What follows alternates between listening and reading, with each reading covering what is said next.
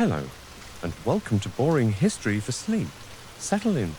Let the weight of the day begin to lift from your shoulders, and allow the world outside your room to fade into a gentle quiet. Tonight, we are not traveling to a place of grand battles or royal intrigue. Not yet. Our journey begins somewhere much colder, much darker, and far more fundamental.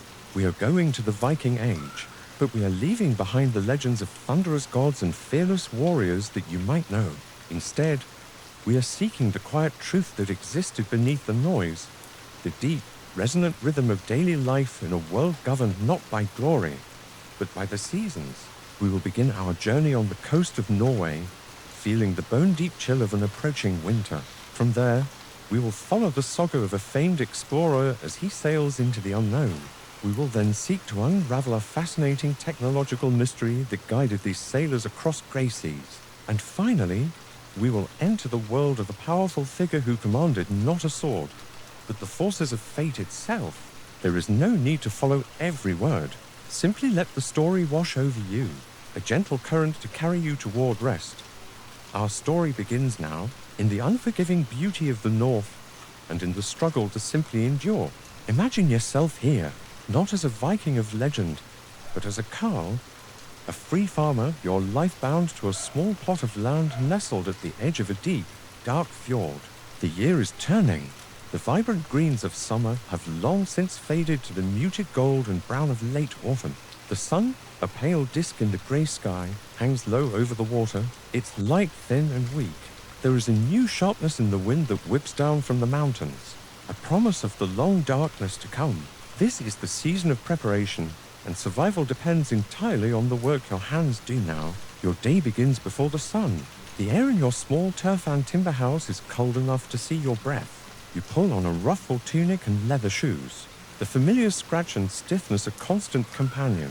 The first task, as always, is the livestock. The cattle, the sheep, the goats. They are your family's wealth, your future. They must be fed, their small enclosure mucked out. Their warm, earthy scent is a comfort against the encroaching chill. Now, the real work begins. It is a litany of relentless, repetitive tasks. Down by the shore, great piles of cod and herring, caught in the last productive weeks, must be processed. You and your family work with a quiet, practiced efficiency.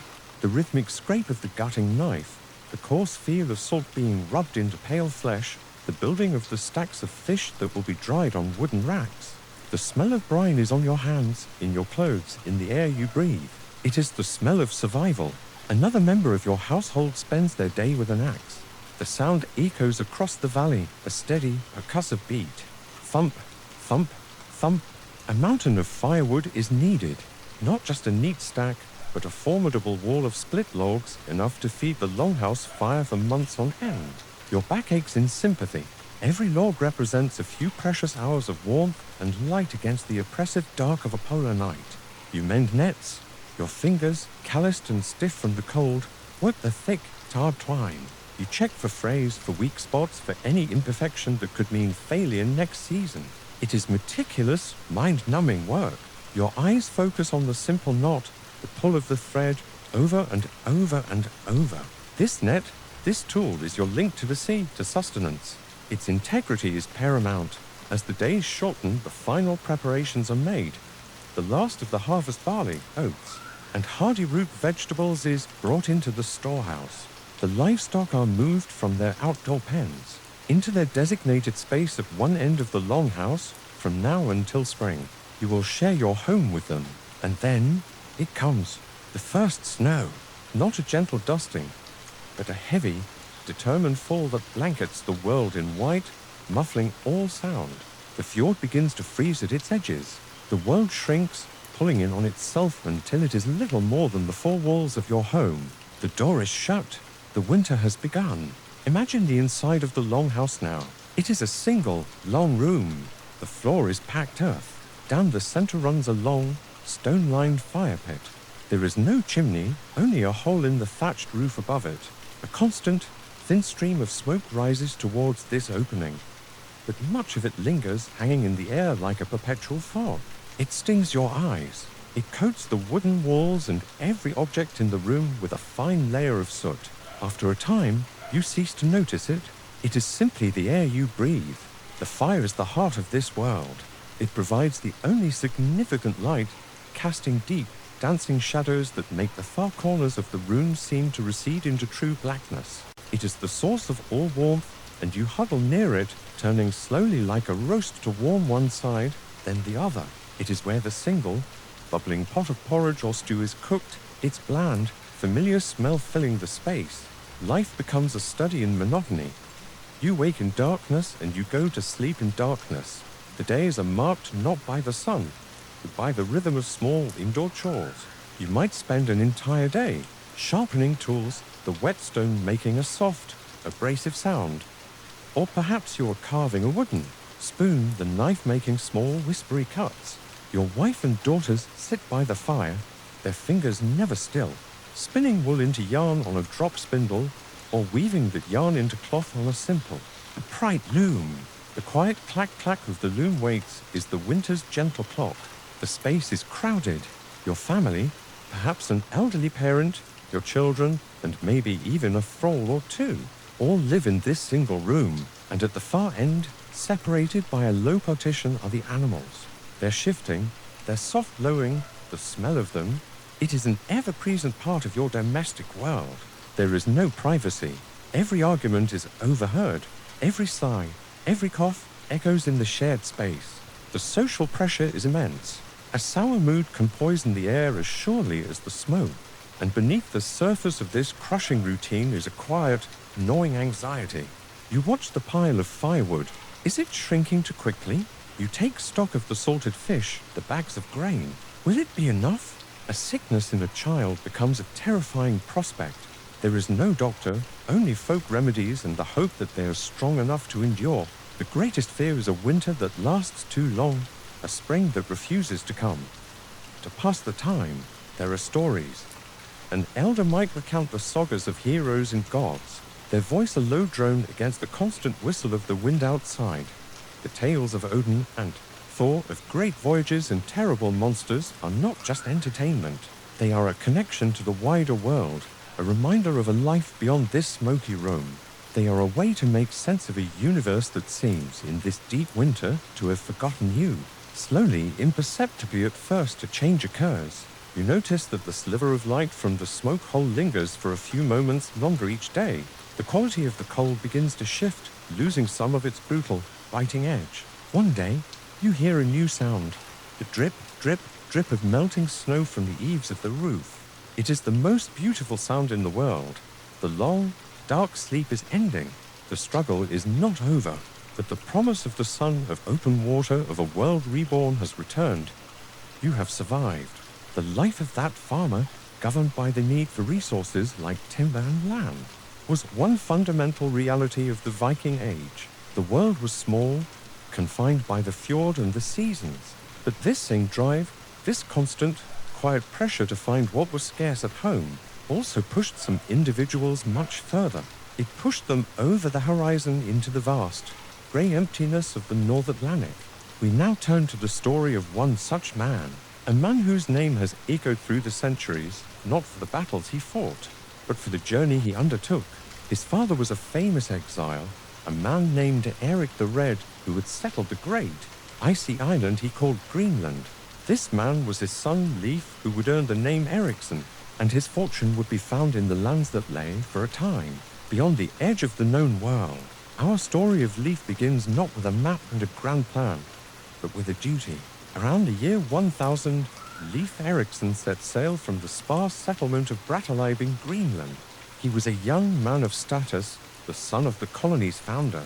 His destination was the motherland, Norway, to pay homage to the king, Olaf Tryggvason. The voyage itself was an immense undertaking. Imagine the ship, Anar, a sturdy, wide-bellied vessel designed for cargo, not for war. It rode high in the waves, its single square sail catching the unpredictable winds of the North Atlantic. For weeks, the world would have been nothing but the creak of timber, the snap of the sail, the endless grey-green expanse of the sea, and a cold spray on your face. Navigation was an art of observation: the sun, the stars, the flight of birds, the colour of the water.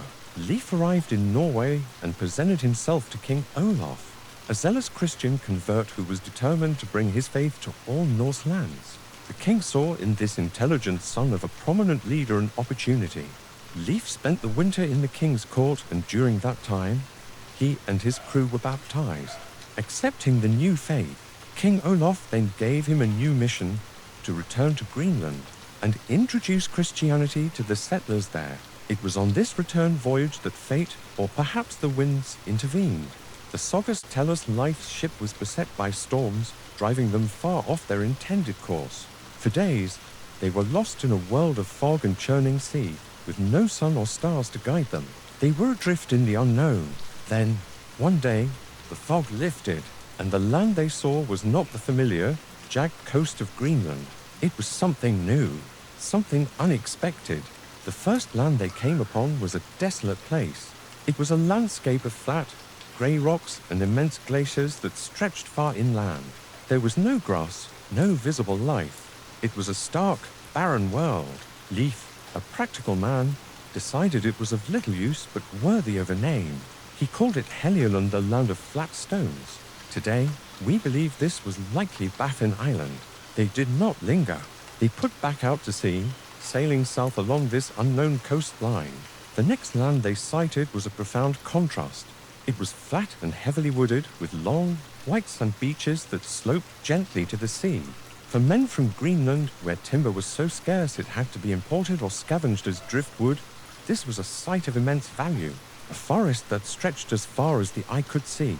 Leif named this place Markland, the land of forests. We know it today as part of Labrador. Still, they sailed on, driven now by curiosity. The winds were favorable, and after 2 more days at sea, they found an island to the north of the mainland. They landed and tasted the dew on the grass, and it seemed to them sweeter than anything they had ever known. They sailed on into a channel between the island and a cape that jutted out from the mainland.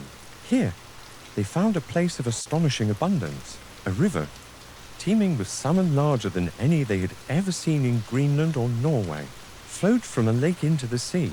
The climate was mild, the soil was rich, and most remarkably, growing in wild tangles were grapevines. Grapes in this new world.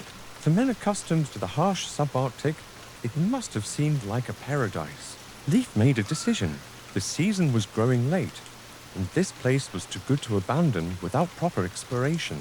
They hauled their ship ashore and built simple but sturdy shelters, long pits roofed with timber, and turf what they called bowyer, or booths. It was enough to see them through the winter. They named the place Vinland, the land of wine, or perhaps the land of pasture, for the rich meadows. That winter in Vinland was unlike any they had known. The sagas note that there was no frost, and the grass only withered a little.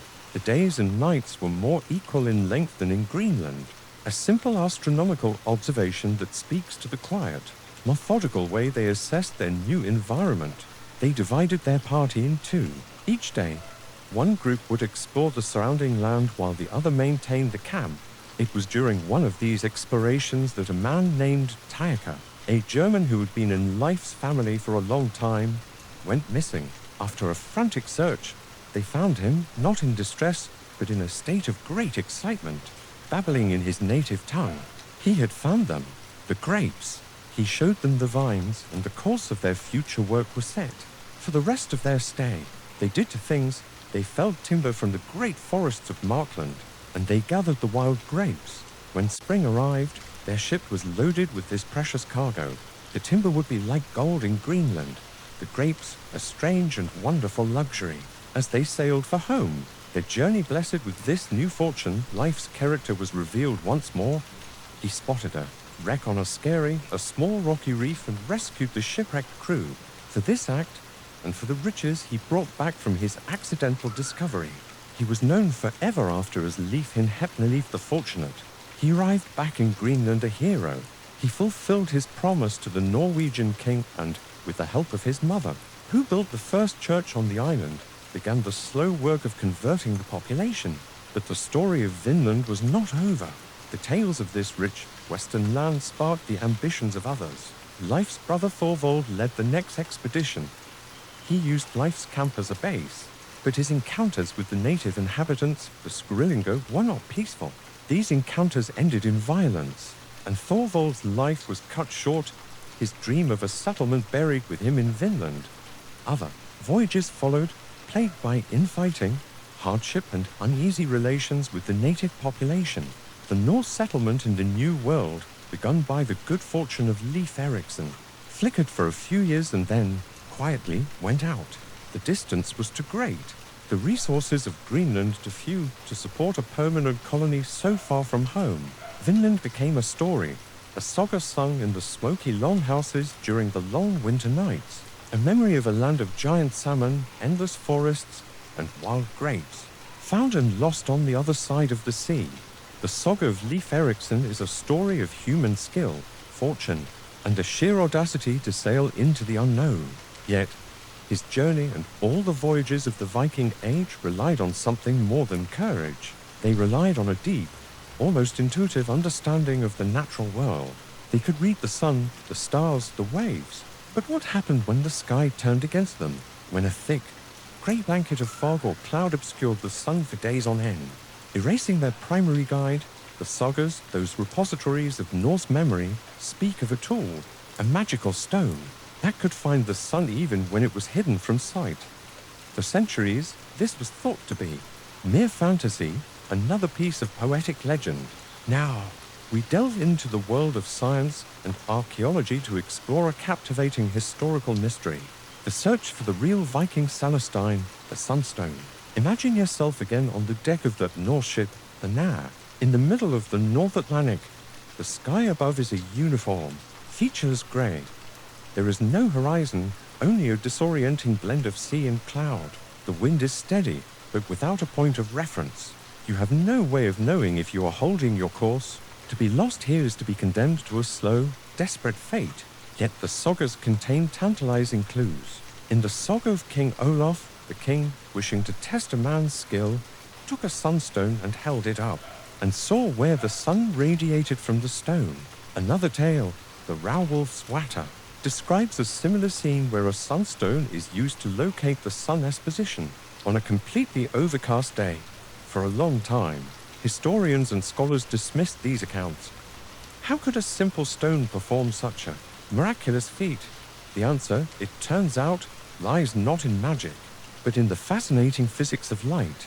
The leading theory, proposed by a Danish archaeologist in the 1960s, is that the sunstone was a naturally occurring crystal with a specific optical property. The most likely candidate is a type of calcite crystal known as Iceland spar. This crystal is remarkable for a few reasons. First, it is quite transparent. Second, and most importantly, it is strongly birefringent. Birefringence is a complex-sounding word for a simple, observable phenomenon. When a ray of unpolarized light like sunlight passes through a piece of Iceland spar, crystal splits that ray into two separate rays. This property is called double refraction. If you place a piece of Iceland spar on a line of text, you will see two images of the words. But its true genius as a navigational tool comes from how it interacts with polarized light. Even on a completely overcast day, the light in the sky is not uniform. It is arranged in a pattern of concentric rings of polarization centered on the sun's hidden position. The human eye cannot perceive this pattern, but the Iceland spar can. The method would have been simple, yet ingenious. A navigator would hold the crystal up to a patch of sky. They would then rotate the crystal slowly. As they turned it, the two images produced by the double refraction would change in brightness. At one specific angle of rotation, the two images would become equally bright. That angle corresponds directly to the direction of the sun's polarization pattern. By taking to such readings from different patches of the sky, a skilled navigator could pinpoint the hidden sun's location with remarkable accuracy within just a few degrees. It would be enough to correct their course, to reorient their internal map of the ocean. It was a low-tech solution to a high-stakes problem, a perfect example of using a deep knowledge of natural phenomena to create a powerful tool. The scientific theory is elegant, but this raises the next crucial question for any historian. Where is the evidence? If these sunstones were a key part of the Viking navigational toolkit, we should find them in shipwrecks, in graves, or among the remains of their settlements. And here, the mystery deepens.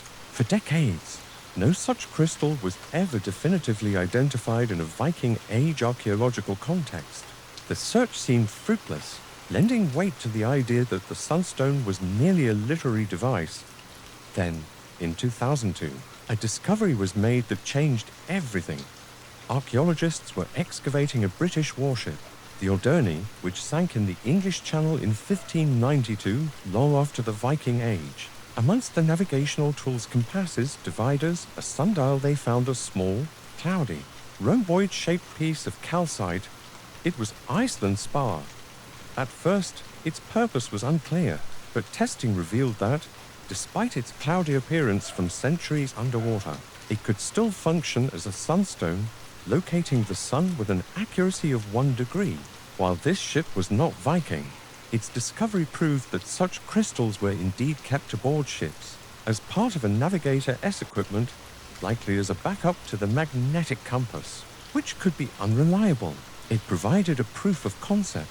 This discovery prompted a re-examination of previously found artifacts. A piece of Iceland spar had been found in a 14th century Icelandic monastery, though its purpose had not been understood at the time. More tantalizingly, archaeologists revisited the finds from a Viking Age settlement at Hrafnseyri in Iceland. Among the items unearthed years earlier was a small, fragmented crystal. Could this be it? The challenge is one of certainty. A simple, unadorned piece of crystal is difficult to definitively label as a tool. Unlike a sword or an axe, it has no obvious form to follow. It could have been an ornament, a curiosity, a raw material for making something else, without a clear context, like being found in a dedicated navigator's toolkit. Its identity remains ambiguous, so the Sunstone exists in a fascinating grey area. We have the literary evidence from the sagas. We have a compelling and scientifically sound theory explaining how it would work. We even have archaeological evidence of similar crystals being used for navigation in later periods. And we have a handful of potential, though not certain, examples from the Viking Age itself. The mystery is not if it could have worked, but how widely it was used. Was it a common tool, found in the sea chest of every longship captain? Or was it a rare and specialized piece of knowledge, known only to a select few master navigators? The Sunstone represents the quiet genius of the Viking Age. It speaks to a relationship with the natural world that was profoundly observant and resourceful. It reminds us that technology does not always mean intricate mechanics or complex machinery. Sometimes it is as simple as holding a clear stone to a grey sky and knowing how to read the secrets in the light. The search for definitive proof continues. A quiet hunt for a small crystal that held the power to conquer the vastness of the ocean. We have felt the farmer's struggle against the encroaching winter. We have sailed with the explorer into the unknown. We have pondered the quiet genius of the navigator's crystal. Each of these lives was shaped by the physical world, by the earth, the sea, and the sky. But there was another power in the Norse world, one that was not so tangible, a power that resided in prophecy, in ritual, and in the ability to see the threads of fate that bound all beings, from the lowest thrall to the most powerful chieftain. Now, for our final segment, we contrast the life of physical toil with a life of spiritual authority. We enter the world of the Völva, the Seeress, one of the most revered and feared figures in Norse society. Imagine a feast in the great hall of a powerful jarl. The long fire burns brightly, casting a warm, orange glow on the faces of the warriors and their families. The air is thick with the smell of roasted meat, ale, and wood smoke. There is laughter and boasting. But then, a hush falls over the hall. A figure has appeared in the doorway. She is an older woman, wrapped in dark furs and carrying a long, ornate staff. Her arrival was expected, anticipated with a mixture of hope and apprehension. She is the Völva, the Seeress, an itinerant prophetess who travels from settlement to settlement. She is not a part of this community, but an outsider who holds a mirror up to it. Her power lies in what she knows, what she can see, and what she can influence. Her status is immediately apparent. She is not treated as a common traveler. The Jarl himself rises to greet her, escorting her to a high seat, a place of honor. She is given the finest food and drink. This deference is not just politeness, it is a recognition of her immense spiritual authority. In a world of uncertainty where a bad harvest, a sudden illness, or a failed raid could spell disaster, knowledge of the future was the most valuable commodity of all. The life of a Völva was a stark contrast to the endless physical labor of the farmstead. While the farmer's hands were calloused from the axe and the net, the Völva's power was centered in her mind, her voice, and her connection to the unseen world. Her primary ritual, the source of her prophecies, was a ceremony known as Saga. The most detailed description of such, a ritual comes from the Saga of Erik the Red. A Völva, visiting a settlement in Greenland during a harsh famine, prepares to work her magic. A special platform or high seat is built for her. She asks for the assistance of women who know the specific chants required for the ceremony, the Varflocker. A young Christian woman is hesitant to help with the pagan ritual, but is persuaded that her participation will help the community. The ceremony begins. The Völva sits upon her high seat. The women form a circle around her and begin the chant. The sound is described as beautiful yet eerie, a song designed to call the spirits. The Völva enters a trance state. It is in this state, suspended between the world of humans and the world of spirits, that she can perceive the future. When she returns to herself, she speaks. She tells the community that the famine will soon end. She offers prophecies for the fates of prominent individuals in the hall. Her words are not questioned. They are accepted as truth, a glimpse into the predetermined tapestry of fate. Her work done. She is paid handsomely with silver and supplies before she moves on to the next farmstead, leaving behind a community both reassured and unsettled by what they have learned. The tools of her trade were as symbolic as they were practical. The staff, often made of wood and topped with bronze or other metals, was an emblem of power. It was not a weapon, but an instrument for focusing magical energy. Archaeological finds from female graves believed to be those of Völva often include these staffs, buried with them as essential possessions for the afterlife. They were also often buried with pouches containing a strange collection of objects, owl pellets, bird beaks, animal bones, and seeds from hallucinogenic plants like henbane. These were not random trinkets.